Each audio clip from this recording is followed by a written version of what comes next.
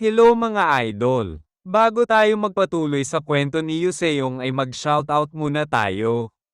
Shoutout po sa iyo Boss Ruben Labanon, shoutout po sa iyo Boss Jason Del Lova at kay Miss Jennifer Besana Yaubet ng Rojas City Capiz, shoutout po sa iyo Boss Jason Tabyunyag, shoutout po sa iyo Boss Babe Lee Blanco at maligayang kaarawan sa pinakamamahal mong asawa na si Jocelyn, shoutout po sa iyo Boss Jomar Domlao ng Damam Saudi Arabia, shoutout po sa iyo Boss Rems Pag-ala, shoutout po sa iyo Boss Aurora Francisco pati na rin sa asawa mo na si Mark Bagwis, shoutout po sa iyo Boss DJ C. Macon pati na rin sa tito at tita mo na nasa San Francisco Agusan del Sur, shoutout po sa iyo Boss Elvis Francis Praxide salamat sa panonood, shoutout po sa iyo Boss Win Mondreno, shoutout po sa iyo Boss Ruben Mantalaba, shoutout po sa iyo Boss Urgent Michael, shoutout po sa iyo Boss Alex Pimentel, shoutout po sa iyo Boss Jessa Morph, shoutout po sa iyo Boss Spencer Jimenez, shoutout po sa iyo Boss Leonardo Elegino Delor at sa mama mo na maganda at sa papa mo na nanood lagi ng Korean Recap, shoutout po sa iyo Boss EJ James Orlando, shoutout po sa iyo Boss Harold at sa kapatid mo na si Hazel Lopez, shoutout po sa iyo Boss Drino Eli at Maria Aurora ng Aurora Province, shoutout po sa iyo Boss Rainiel Servidad, shoutout po sa iyo Boss Emmanuel Romero, shoutout po sa iyo Boss Romnick Bantillo ng President Rojas Capiz Barangay Ibaca Zone 1A,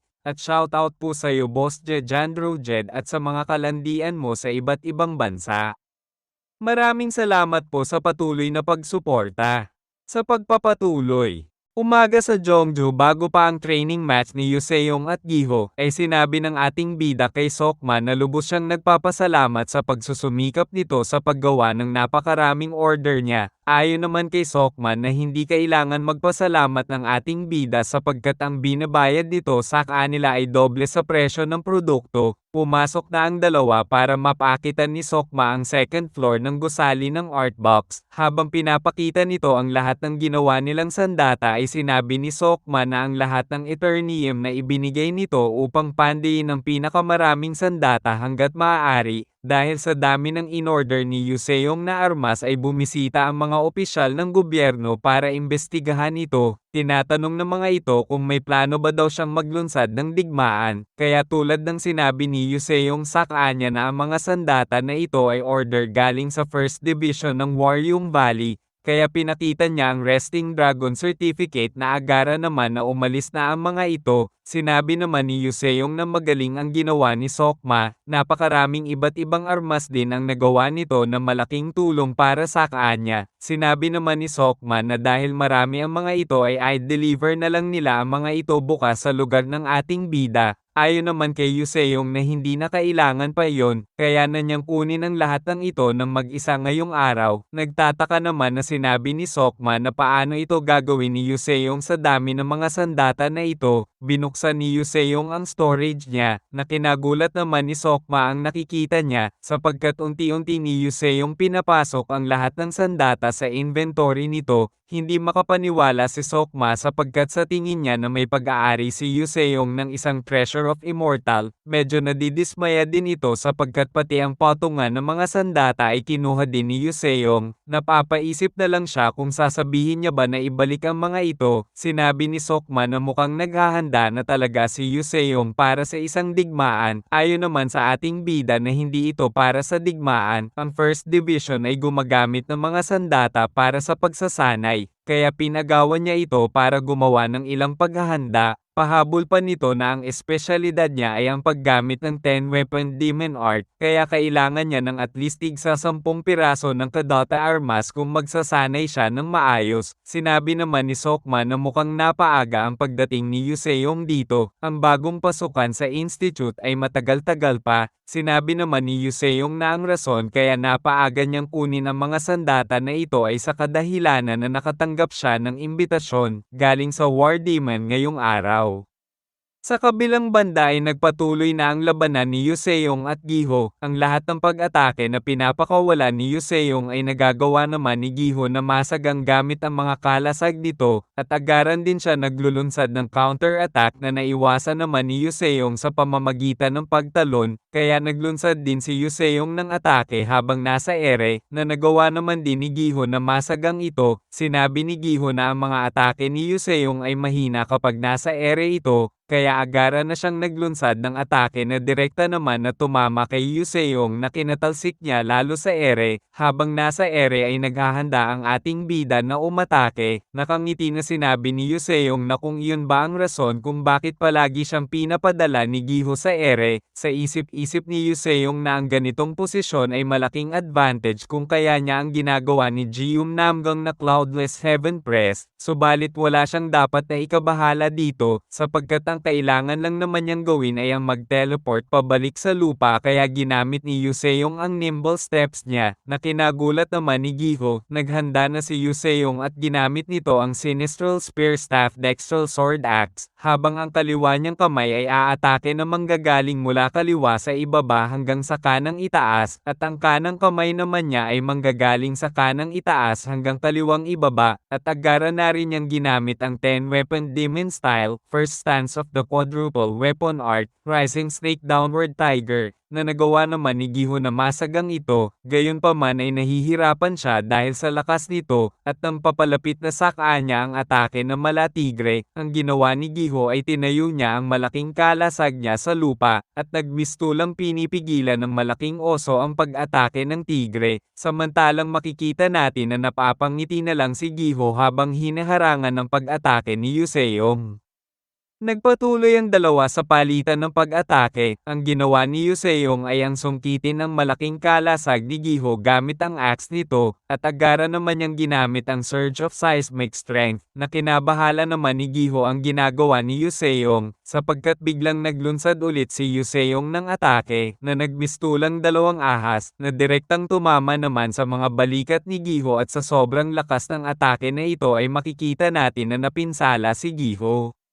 Gayunpaman ay hinayla pera ni Giho ang kalasag niya, at ginamit nito ang teknik na Quivering Mountain Fortress, na kinagulat naman ni Joseon sapagkat ang lahat ng pag-atake niya ay nahaharang ni Giho. Nagpatuloy na umatake lang si Joseon ng sunod-sunod habang si Giho naman ay patuloy lang na sinasagang ang lahat ng pag-atake, at nang makakita siya ng opening ay naglunsad si Giho ng atake, sa pamamagitan ng pagbato ng maliit na kalasag nito. Gayunpaman ay nagawa pa din ni Joseon na maiwasan ito, subalit habang naghahanda na si Joseon na umatake ulit ay biglang nag-bounce back ang kalasag na binato ni Giho, pabalik kay Joseon na naramdaman naman ito ng ating bida, kaya kahit papano ay nagawa pa rin niya itong maiwasan. Hindi din siya makapaniwala na bumalik ito. Sa isip-isip ni Joseon na muntikan na siya doon, wala pa siyang nakitang kalasag na tulad ng gamit ni Giho. Karamihan sa maliliit na kalasag ay ang hugis nito ay pabilog. Ito ba ay isang kalasag na nagpapahintulot sa kanya na kontrolin ang direksyon kung saan ito tumatalbog. Kapag tama ang tapon niya dito ay magagawa niyang mapabalik ang kalasag na ito sa kanya. Gayunpaman, gaano man kahusay ang pagkakadesenyo nito, sa huli, isa itong sandata na lubos na nakadepende sa taong gumagamit nito. Ibig sabihin lang ay natutunan ni Giho na ihagis ito ng eksakto nang wala pang isang taon simula nang gumamit ito ng kalasag. Alam niyang mahihirapan siya nito sapagkat hindi lang sa hindi siya pamilyar sa pamamaraan ng kalasag. Ang taong gumagamit pa nito ay walang iba kundi ang War Demon na si Giho. Habang tinitignan ni Giho ang sugat na natamo niya ay napapangiti na lang ito. Sinabi nito na magaling ang pinakita ni Joseon. Kung hindi siya mag-iingat baka siya ang mapalo ng ilang beses sa puwet. Mapang-asar naman na sinabi ni Joseon na ilang beses na niyang pinagpapalo ang puwet nito. Napapatawa na lang si Giho sa kayabangan ni Joseon. Mapang-asar na sinabi din ni Giho na kung bakit siya may naaamoy na mapanghe. Kung napaihi ba daw si Joseon sa pantalon, napapataas na lang ng kilay si Joseon sa pang-aasar ni Giho. Sa isip-isip niya na si Giho ay gumagamit ng espada sa nakaraan niyang buhay. Ngunit ngayon siya ay isang mas mabigat na kalaban na may mga kalasag sa kanyang mga kamay, ang mapaihi sa pantalon ay hindi malabo mangyari kung magtatagal pa ang laban, mukhang malaki na naman ang nabago niya sa kasaysayan, gayunpaman ay nag-e-enjoy siya sa sandaling ito, itong kakaibang tensyon na nakukuha niya mula sa pakikipaglaban sa isang malakas na tao, mabilis na tumitibok ang puso niya sa saya, at sigurado din siya na ganoon din ang nararamdaman ngayon ni Giho, nakangiti na sinabi ni Giho na hindi talaga siya binibigo ni Yuseong, subalit wag nitong sabihin na iyan lang ang lahat na meron siya, nakangiti na sinabi ni Yuseong na subukan muna siya ni Giho para malaman ito. Tumatawa habang naghahanda na si Giho at sinabi nito na mabuti naman sapagkat magagawa na niya na umatake ng mas malakas. Sa kabilang banda ay sinabi ni Chancellor Bongnam na mukhang ang pamamaraan ng kalasag ng lolo sa tuhod ni Miriam Hylord ay walang itinatag na paraan o tindig o porma, sinang-ayon na naman ito ni Miriam Hylord, gayunpaman ay sinabi niya na nag-iwan naman ito ng 10 patnubay, ang pagtayo, pag-atres, pagbato, pag-ikot, pagtakip, paghati, pagsuporta, pagtulak, pagdiin at pagbukas, ang kakaibang si Guejegel ay ginawa ito sa kanyang sariling natatanging estilo, kaya sa halip na maglatag ng mga tiyak na tindig o porma, pinahintulutan niya ang pamamaraan ng kalasag na pinagsama sa isang modular na paraan, ayon naman kay Chancellor Bongnam na napaka-interesado naman ito, itinutulak nito ang kalasag sa lupa para maglabas ng malakas na impact, pagkatapos ay kikilos sa isang napapanahong paraan habang inilalagay ang lahat ng mayroon ito sa kanyang mga daliri sa paa. Pagkatapos ay itinoon niya ang lakas na natitira sa kanyang siko, sa isip-isip ni Chancellor Bongnam na ito ay isang komplikadong mga tuntunin na hindi maaaring gayahin ng sinuman, gaya ng inaasahan mula sa isang martial art na nilikha ng isang kakaibang tao na si Guejegel. Sobrang nakakamangha na lang na kayang gawin ni Giho ang lahat ng ito, ang batang ito ay tunay na henyo pagdating sa martial arts. Habang nasa ere ay nababahala si Yuseong sapagkat nahuli na naman siya ni Giho para mapadala siya sa ere, hindi naman niya pwede basta-basta na lang gamitin ang lahat ng inner ki niya lalo na sa nimble step para maka-teleport sa lupa, sa tingin niya na alam din ni Giho ito kaya patuloy lang ito na umaatake para dalhin siya sa ere, hindi niya maisip kung anong magandang depensa ang dapat niyang gamitin sa pagkakataon na ito. Meron lamang siyang konting segundo para makaisip, ang reaksyon ay agad-agad, kaya ginamit ni Yuseong ang 10-weapon demon style, 10-weapon art, first stance, 10-fold wheels of the mud shadow tail at nilunsad niya ito kay Giho. Makikita natin na nagulat si Giho sa malakas na pag-atake na ito.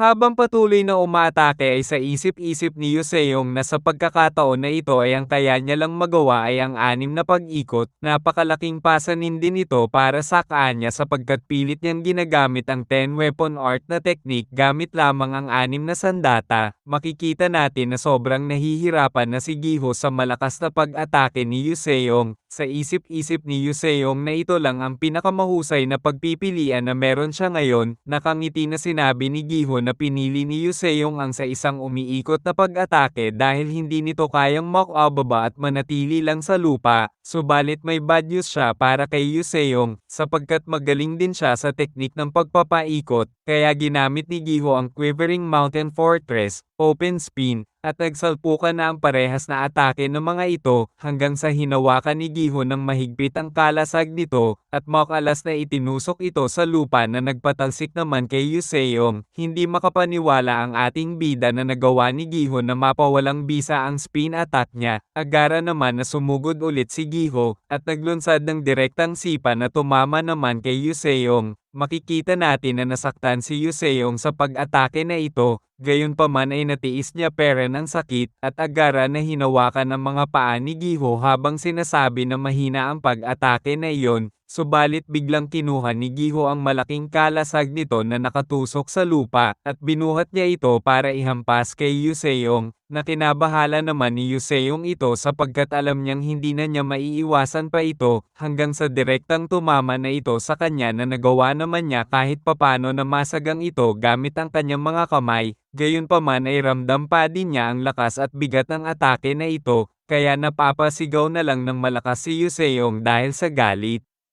Sa kabilang banda habang nanonood sa labas ng gusali ay nababahala na lang si Miriam Hylord sapagkat ang gusali ay maaaring gumuho ng anumang oras. Ayon naman kay Chancellor Bongnam na ang laban na ito ay sobrang kakaiba, isa itong hindi karaniwang labanan na hindi niya akalain na masasaksihan niya sa mandirigma ng legal na Pakseyen. Sinabi naman ni Miriam Hylord na kung magiging okay lang kaya si Yuseong, ang matamaan ng atake ni Giho ay para na rin itong tinamaan ng isang malaking bulalakaw. Natatawa na lang si Chancellor Bongnam sa sinabi ni Miriam Hylord. Ayon naman kay Miriam Hylord na kung ano ang nakakatawa doon, sinabi naman ni Chancellor Bongnam na kung hindi ba daw talaga alam ni Miriam Hylord, napapatahimik na lang si Miriam Hylord at nagtataka siya sa sinasabi ni Chancellor Bongnam. Mapang-asar na tumatawa si Chancellor Bongnam habang sinasabi na marami pa talagang bigas ang kakainin nito sapagkat hindi niya pera naiintindihan ang tunay na nangyayari. Napapatanong na nagtataka na lang si Miriam Hylord dito hanggang sa biglang nasira na ang bubong ng gusali.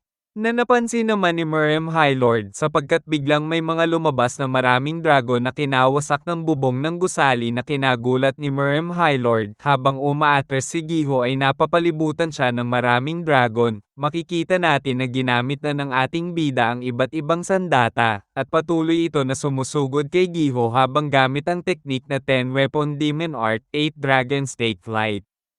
Ilang minuto bago pa ang pangyayaring iyon ay napasigaw si Yuseong ng malakas. Sinabi ni Giho na sumuko na lang si Yuseong sapagkat patuloy lang itong masasaktan. Tumatawa na sinabi ni Yuseong na sa tingin niya na hindi iyon ang mangyayari. Makikita natin ang isang kamay na humawak sa kalasag ni Giho, na kinagulat naman ni Giho ang nakikita niya sapagkat ginamit na ng ating bida ang Dull Mind Technique, Twofold Spirit at lumabas na ang mga kamay ng isa pang Yuseong sa katawan niya para hawakan ang kalasag ni Giho, habang sinasabi na hindi siya susuko lalo na ngayon ay nagkaroon siya ng pagkakataon para agawin ang kalasag nito sa kanya. Kaya agara naman na tinapon ng espiritu ni Yuseong ang malaking kalasag ni Giho palayo sa kanila. Habang naghahanda ng atake ay sa isip-isip ni Yuseong nagagayahin niya ang hugis ng yin at yang para gamitin ang quadruple weapon art sa espiritu niya, at isa pang quadruple weapon art para naman sa kanya, gamit ang Dull Mind Technique, Twofold Spirit, 10-weapon demon style. Pagkatapos ay gagamitin niya ang martial art na natutunan niya pagkatapos niya mapaabot ang agility niya sa 100. Sa pamamagitan nito ay magagawa na niyang tumalon ng mas mataas na depende sa lakas ng mga hita nito. Masyado siyang naging abala noon nung araw na nasa loob siya ng Million Book Athenaeum para malaman kung gaano na niya kayang tumalon ng mataas. Subalit ngayon ay malalaman na niya ito, kaya ginamit na nito ang 10-weapon demon style, octuple weapon art, 4th stance. At ginamit din niya ang titulo ng Master of Dog Walking na nagbigay sa kanya ng 30% sa attack speed, movement speed, at sa lahat ng stats niya, kaya agara na siyang tumalon ng mataas para maglunsad ng malakas na pag-atake.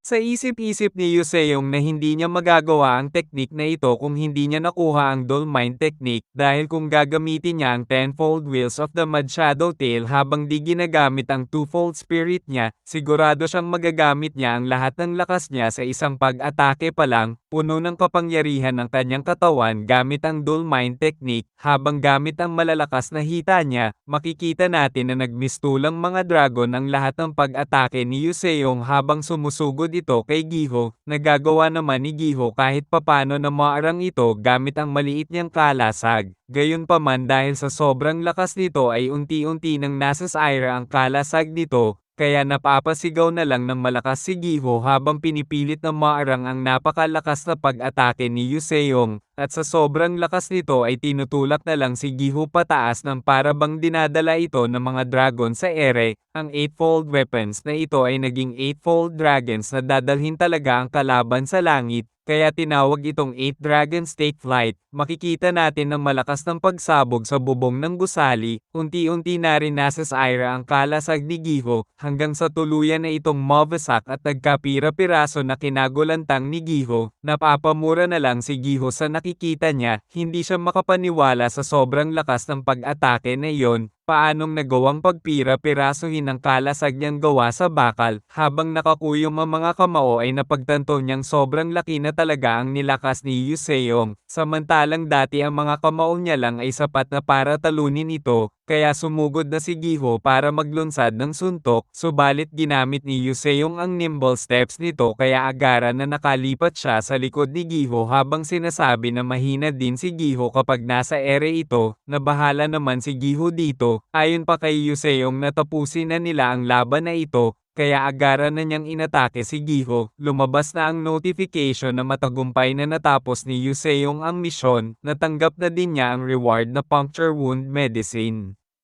Sa kabilang banda ay napapabuntong hininga na lang si Chancellor Bongnam sa magandang laban na nasaksihan niya. Sinabi ni Miriam Highlord na kung nakita ba daw ni Chancellor Bongnam ang 8 dragon na sama-sama na dinadala ang kalaban nito sa langit. Ayon naman kay Chancellor Bongnam na nakita niya rin ito. Tumatawa na sinabi ni Miriam Highlord na maswerte pa rin si Giho sapagkat dalawa ang gamit nitong kalasag. Kung nagkataon na hindi niya naharang ang pag-atake na iyon gamit ang kalasag ay sigurado siyang mapipinsala ito ng husto sa lakas ng atake na pinakawalan ni Yu Seong. Tinatanong ni Chancellor Bongnam na kung tumatawa ba ito, sinang-ayon na naman ito ni Miriam Highlord sapagkat kailangan niyang tumawa patungkol dito. Kung nakalimutan na ba ni Chancellor Bongnam ang sinabi nito bago pa mag-umpisa ang laban nila Yu Seong, kaya siya tumatawa sapagkat ang panig niya pa rin ang nanalo. Hindi maintindihan ni Chancellor Bongnam ang mga pinagsasabi nito. Paanong panig nito ang nanalo kung ang pinakamamahal nitong disipulo ay nakahandusay na sa sahig? Napatahimik na lang si Miriam Highlord, nakangiti na sinabi nito na tulad ng sinabi ni Chancellor kanina na kung sino man ang manalo sa dalawang ito ay isang magandang blessing na ito sa legal na paksayan. Hindi pa rin makuha ni Chancellor Bongnam ang gustong ipahiwatig nito kaya tinanong niya kung ano naman doon. Tumatawa ng malakas si Miriam Highlord sa reaksyon na pinapakita ni Chancellor Bongnam at sinabi nito na kaya panalo pa din ang panig niya sapagkat siya ang Miriam Highlord. Ang pagkapanalo ni Yu Seong ay hindi lang blessing sa legal na paksayan kundi pati na rin sa kanya bilang namumuno dito. Mapang-asar na sinabi ni Chancellor Bongnam na magaling pa rin talaga sa pananalita si Miriam Highlord. Siya bilang master nito ay ginagarantiyahan na niya ang titulo ni Miriam Highlord ay tiyak na maitatala bilang isang mandirigma na may pilak na dila kapag ito ay namatay. Biglang lumapit si Yu Seong at tinawag ang dalawa bilang lolo at tito. Nadidismaya na lang si Miriam Highlord nang tinawag siyang tito. Sinabi ni Miriam Highlord na kung anong hindi magandang pag-uugali ang meron si Yu Seong.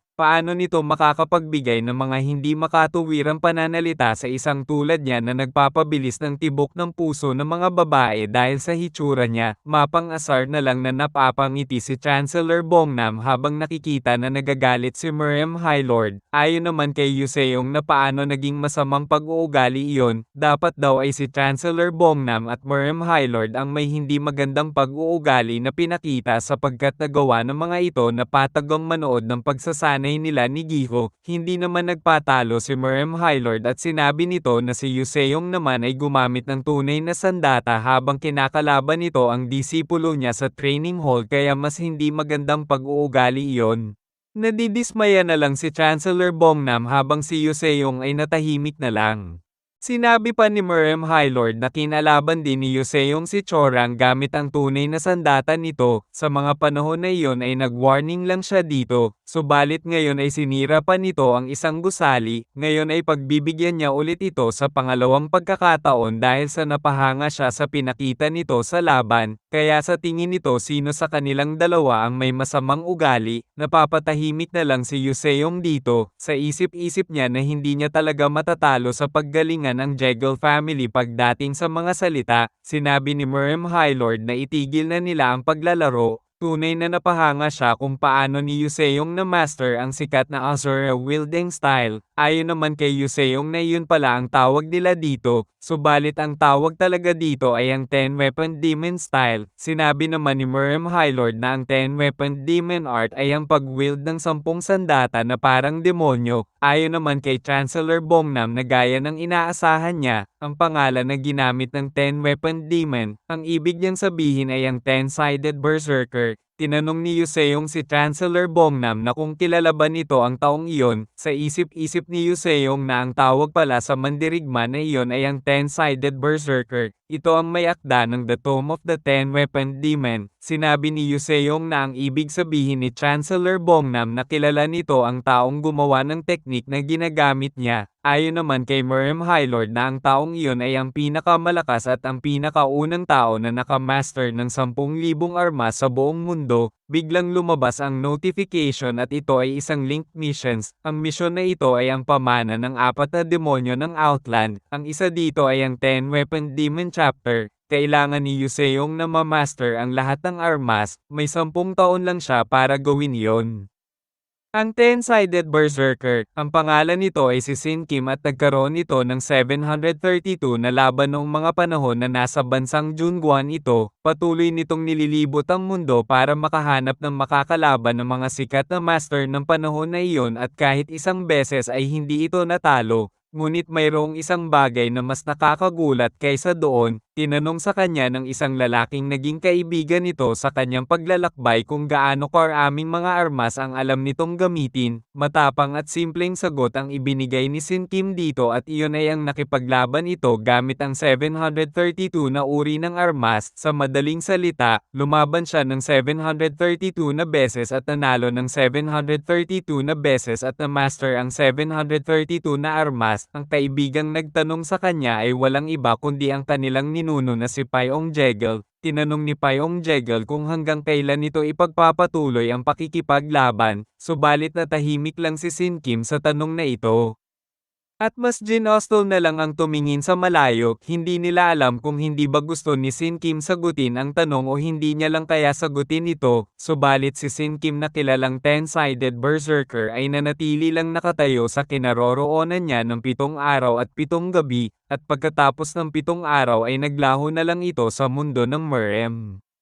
Hinanap ni Pyong Jegel si Sin Kim ng ilang ulit bago dumating sa conclusion na wala na si Sin Kim sa bansang Junguan at ginugol na lang ang natitirang bahagi ng kanyang buhay sa pananaliksik sa martial arts. Matapos mag-aral at magsaliksik ng mahabang panahon, nakagawa siya ng conclusion sa kanyang mga huling taon, sa abot ng kanyang kaalaman, napagtanto niya na si Sin Kim ang pinakamalakas na martial artist sa buong mundo. Nagpa siya si Pyong Jegel na makipagsapalaran sa labas ng bansa. Hinanap nito si Sin Kim sa kanlurang lupain, silangang isla, malaking disyerto at sa Namman. Nagpatuloy lang siya sa paghahanap hanggang sa mas maraming lugar na ang napuntahan niya kaysa sa mga lugar na hindi pa. Gayunpaman, hindi nito nakitang muli si Sin Kim hanggang sa huling buhay nito. Ang tanging nalaman lang niya ay tinatawag din si Sin Kim ng Ten-Weapon Demon. Sa huling testamento ni Pyong Jegel sinabi nito ang mga sumusunod patungkol sa Ten-Sided Berserker. Ayon sa nakasulat na, hindi malalaman ang taas na naabot ng sikat na si Guang Cheongdong, ngunit kung Sin Kim, o mas kilala bilang Ten-Sided Berserker, ay naabot ang kanyang layunin, hindi ba ito karapat-dapat sa paghahambing? Para sa lahat ng mga inapo ng House of Jegel kailangan ng mga ito makinig sa kanya. Kung may makakita ng inapo ng Ten-Sided Berserker na si Sin Kim, tanungin nila ito kung naabot ba ni Sin Kim ang kanyang layunin, at kung nakamit man nito ang layunin niya, sana ay mapakita sa kanya kung gaano kataas ang nakamit nito. Pagkatapos mamatay ni Pyong Jegel, naging misyon na ng Jegel House na hanapin ang mga inapo ng Ten-Sided Berserker. Sinabi ni Merem Highlord na baka sa wakas ay matupad na rin ang huling hiling ng kanyang ninuno.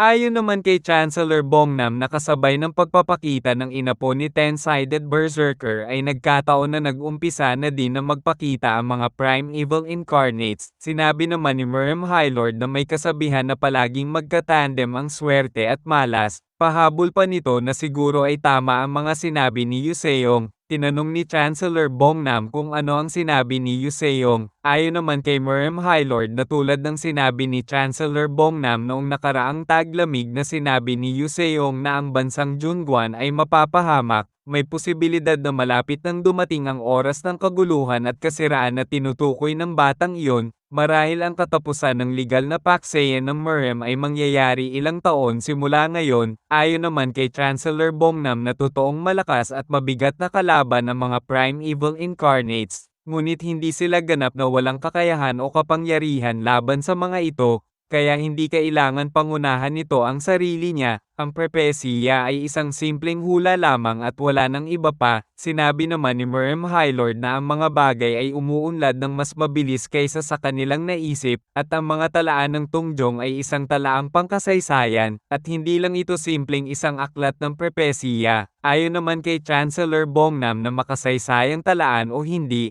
ay hindi ito ang mga linya tungkol sa propesiya ng Prime Evil Incarnates. Sinabi naman ni Miriam Hylord na ang mga estatistika ay hindi isang propesiya. Matagal ng panahon, nang lumitaw ang unang Prime Evil Incarnate, naghari ito bilang isang malupit at masamang pinuno sa buong kalupaan, at nang lumitaw pa ang isa pang Prime Evil Incarnates, hinati ng dalawang ito ang Miriam sa dalawa at naglaban ang dalawang panig sa mahabang digmaan. At paano kapag may tatlong Prime Evil Incarnates? Ito ay humantong sa paglikha ng demonic cult, legal na Paxayan at ang magulong Paxayan gaya ng meron sila ngayon. Kapag ang Prime Evil Incarnate ay kumpleto ng mabuo, ito ay lalampas na sa kanilang kontrol. Ito ang unang pagkakataon na natuklasan nila ang isa pang Prime Evil Incarnates habang ito ay lumalaki pa lang, kaya maswerte pa sila nito. Ngunit apat na sila ngayon, sa sandaling ang ikaapat ay idinagdag sa kasalukuyang sitwasyon, mataas ang tsansa na mapahamak ang bansang Junguan gaya ng nakasulat sa talaan ng propesiya ng tungjong. Marahil ito ay tiyak na mangyayari. Natahimik saglit si Chancellor Bongnam sa mga narinig niya. Habang nakatingin kala Yuseong ay sinabi ni Chancellor Bongnam na mas lalo palang bumibigat ang pasanin sa balikat ng mga batang ito. Sinong mag-aakala na masasaksihan niya pa ang ikaapat na taong nagtataglay ng Prime Evil Incarnate? Sinabi ni Miriam Hylord na kailangan na turuan ni Chancellor Bongnam ang ikaapat na Prime Evil Incarnate, sapagkat ito ang nag-iisang Prime Evil Incarnate na nadiskubre nila habang lumalaki pa lang. Sa kabilang banda sa lugar ng paggamutan, ay pumunta si Yuseong at Giho. Ayon kay Giho na narinig nila na nagising na ito, tinanong naman ni Yuseong kung okay lang ba ito. Tinawag ni Yuseong si Bongde Ala habang sinasabi na mukhang lumaki ito ng ilang pulgada habang wala itong malay. Nakangiti na binati ni Bongde Ala ang dalawa.